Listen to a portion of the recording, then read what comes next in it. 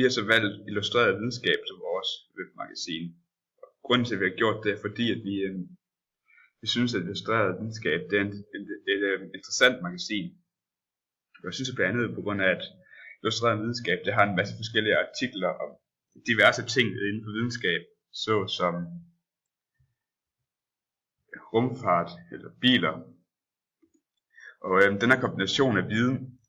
det synes vi er interessant. Så også en anden ting, som gør de her artikler interessant, det er, at deres overskrifter er meget gode til at fange din opmærksomhed, og så giver dig lyst til at læse artiklen. Og så når man ser på selve siden, hvor den er opbygget, så har vi sådan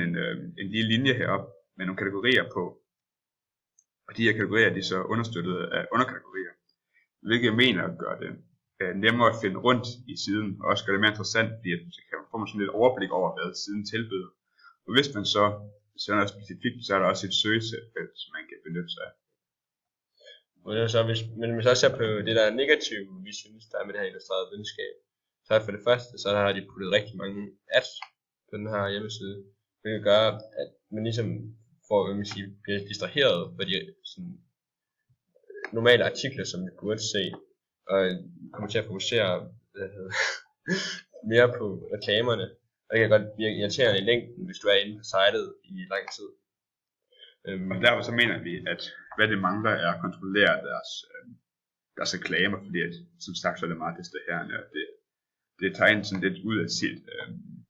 sådan, når man prøver at læse, så ødelægger det for en. Og så udover det, så nævnte vi også, at de er gode til at lave de her overskrifter, men i sådan cirka, man kan sige, halvdelen af de her artikler, som vi har været inde og læse på, der kan man sige, at overskriften, og det må man kalde nutiden, det er clickbait. Ja, det lever ikke helt op til det, som man ikke rigtig helt lever op til overskriften, hvor man sådan, de egentlig bare har lavet det fancy, for man klikker ind på det, så når man sådan læser artiklen, så er det ikke noget fantastisk. Og vi tænker, at målgruppen for den her illustrerede videnskab, det er klart folk, der er interesseret i videnskab. Det der omhandler her, det er ikke så mange ting, som man kan bruge i dagligdagen, men mere sådan videnskab for interesses skyld. Og derfor så tror vi også, at siden den passer perfekt til den målgruppe, som sagt. Man kan sige, det er meget simpelt at finde rundt på den, fordi det snart du kommer ind, og så for det første, så er der nogle nyheder, så hvis du egentlig ikke har noget bestemt, du vil se, du vil bare ind og få din hjerne til at slå fra, og bare læse noget fun facts, kan du nemt finde her rundt, eller hvis du er inde for at finde noget specifik viden, så kan du for det første bare gå ind og søge, gå ind og de her overkategorier, som de har legnet op øverst. Når vi ser på siden, så tænker vi også, at den egentlig er meget for underholdning, på grund af, som tidligere nævnt, så det videnskabelige ting, som det omhandler, det er meget interessante ting, og ting, som man ikke sådan kender til i dagligdagen. Og derfor så tror jeg også, at når man ser på en side som videnskabelig videnskab, illustreret videnskab og sammenligner med Wikipedia, så tror jeg, at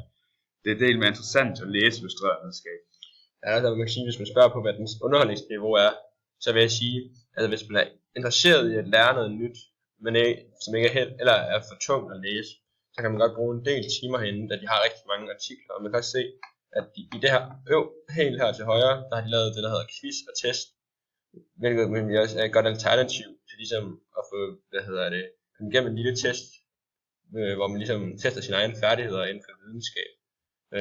Og det gør jo også, at man kan bruge længere tid inde på hjemmesiden. Vi mener også, at de her interessante, men urelevante artikler er deres svaghed, på grund af, som sagt, så meget af det her, man læser, det er ikke noget, man sådan bruger i dagligdagen. Derfor så kan det hurtigt miste relevans, og på den måde kan man gå død i det, fordi man ikke rigtig skal bruge det til noget, og det er egentlig kun for interesses skyld, at man læser langt det meste af det. Ja, og som siger, konkurrenterne til den her, det er fx være Wikipedia eller Gyldendal, hvor folk også rigtig tit søger efter informationer, når det gælder videnskab. Og for ligesom at komme op på, og følge op med dem, der vil jeg sige, at der skulle de gå lidt mere videnskabeligt ind i det, end de har gjort. Og komme med flere, hvor det handler mere om videnskaben, og ikke så meget om, interesserer det, gennemsnitlige menneske. Yes.